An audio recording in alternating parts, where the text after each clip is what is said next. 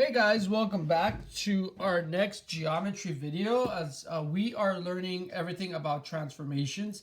Yesterday or the previous video we learned about translations, and today we will be learning about a new type of transformation, and this type of transformation is called a reflection.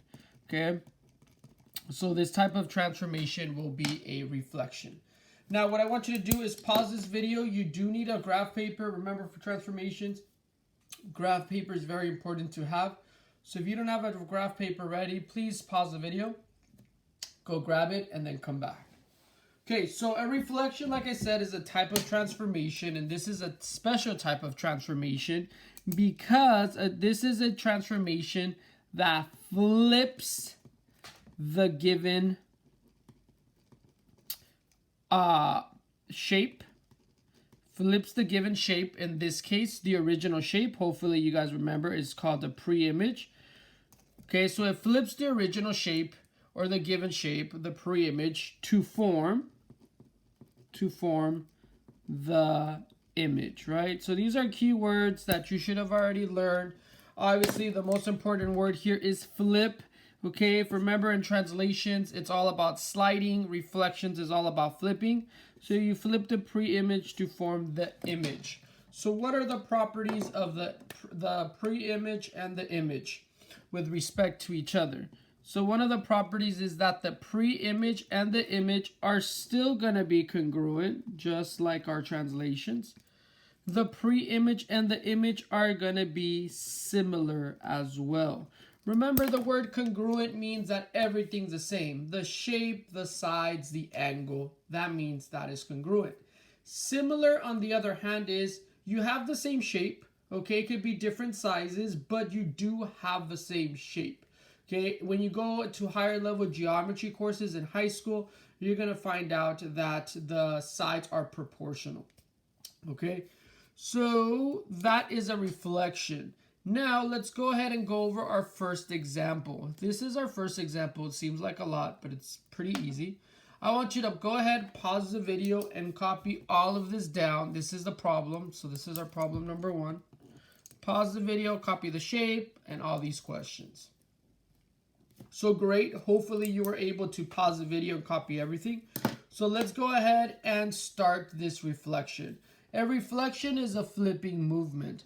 They're asking you to reflect this image, this pre-image, might as well label it already.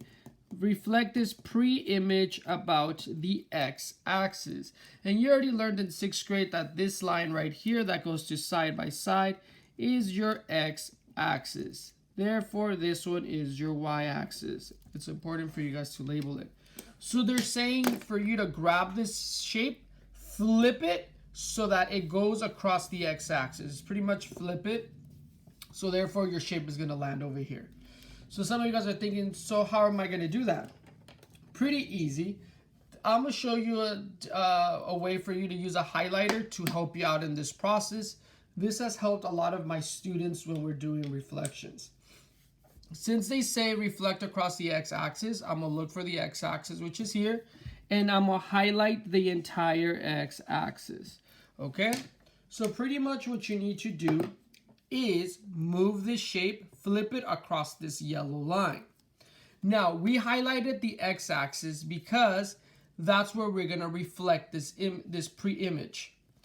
This line is now called the line of reflection. So this highlighted line, or the x-axis in this case, is known as the line of reflection. So line of reflection. That's what LORE stands for. You do need to label the line of reflection all the time. That's going to, if you don't label it, you're going to get minus points. So this is the line of reflection. So what you do in order for you to go ahead and reflect it, it's actually pretty easy. Once again, you have your dots. Pick any dot you want. I normally go over alphabetical order, so I'm going to start with letter A. So what I'm going to do is count how many spaces this point A is away from this yellow line. So let's go ahead and count them. 1, 2, 3, 4, 5. So it's 5 spaces to get to this yellow line. Since it is a reflection is a mirror image, that means I have to go 5 the other way. So from where you stopped, now go 5 the other way. 1, 2, 3, 4, 5.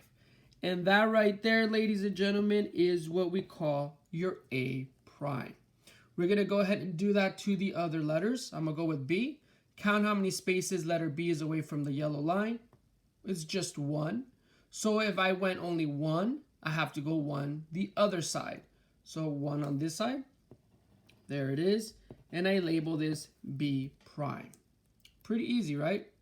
Now let's go ahead and do this one. Letter C is only 1 space away. So that means I have to jump only 1 space on the other side. So this is C prime. And ladies and gentlemen, if you have a ruler, it's going to be super easy for you to make straight lines. And there you go. You just created that reflection. Label it. This is your image. And there you go. That's how we do a reflection. Now let's go ahead and look at the points for B prime. They're asking you specifically for B prime. We start at the origin. We have to go to the left. And because I went to the left, that's negative. So I go to the left, 1, 2, 3, 4, 5, 6, 7 to the left. That means it's -7. And from here, I have to go down. Since I go down, that means my number is negative. And I go 1 down. So it's going to be -1. Okay? Let's do the same process for letter C. Start at the origin. I'm going to go to the left. If I go to the left, that's negative. 1, 2, 3. So that will give me -3. And then 1 down, -1. Okay? So let's go ahead and start answering these true and false questions.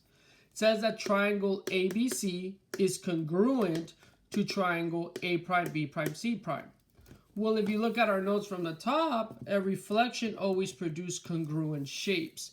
So therefore, this statement is true.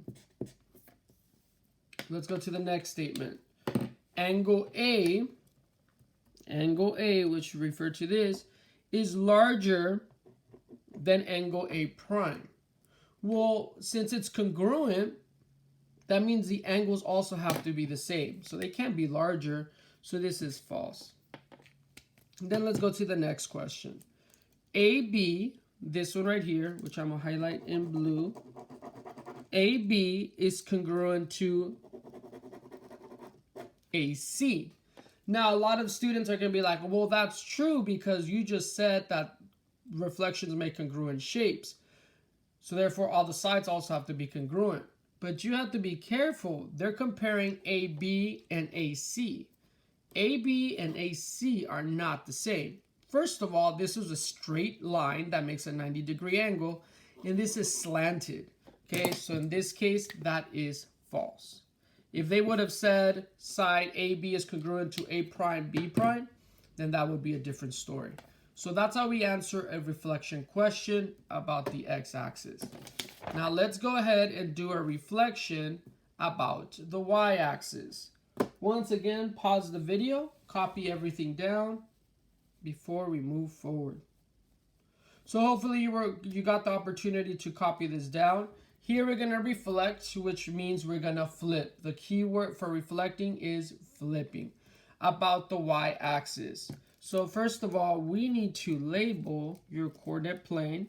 I learned that this is the x and this is the y. In this case, they want you to reflect it across the y-axis. So right here's my y-axis.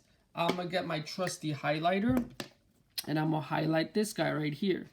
Remember, in a reflection, whatever you highlight, that's what we call the line of reflection. So you need to label it. This is the line of reflection. The problem is asking you to grab this triangle and flip it to the other side of this yellow line. Again, it's a very easy process. Grab your letter, whatever letter you want, and count how many spaces it's away from this yellow line. 1, 2, 3, 4, 5, 6. So if it takes you 6 spaces, you also have to do 6 spaces on the other side. 1, 2, 3, 4, 5, 6. So right here is my A prime.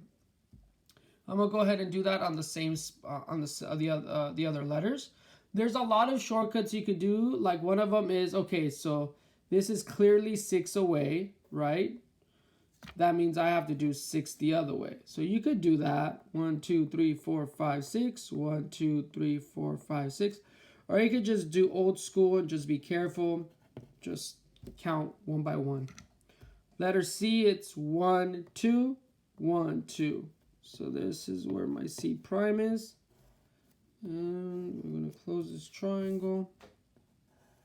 There you go.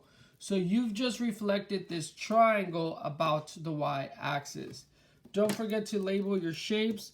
This is your pre-image, and this is your image right here. Okay, everything's labeled. The line of reflection is labeled. Everything's looking good.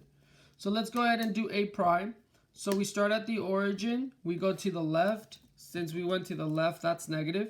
1, 2, 3, 4, 5, 6. So we went to the left 6 times, so that's negative 6. And then we went down 1. If we go down, that's also negative. So that's going to be negative 1. Let's look at B prime. Start at the origin. We go 1, 2, 3, 4, 5, 6 as well. So that's a negative 6. And then we go 1, 2, 3, 4, 5 down, which means that's a negative 5. So there's our coordinates of our image. Let's go ahead and answer our true and false questions. Remember, reflections make congruent and similar figures, or similar shapes. ABC is similar to A prime, B prime, C prime. That is definitely true. I just mentioned that right now. AB is congruent, so AB is congruent to A prime, B prime. That's correct. Just because you flipped it, you still have the same side length. So that is also true. Okay, so this problem is an example of a reflection across the y-axis. So in summary, in this video, we learned about reflections. We reflect across the x or the y-axis. That's what you need to know for 8th grade. In geometry, you're going to learn how to reflect across different lines. The key word is flip. Okay, you flip the pre-image to get the image. You still get congruent and similar shapes. And something new that we're adding is this thing called the line of reflection.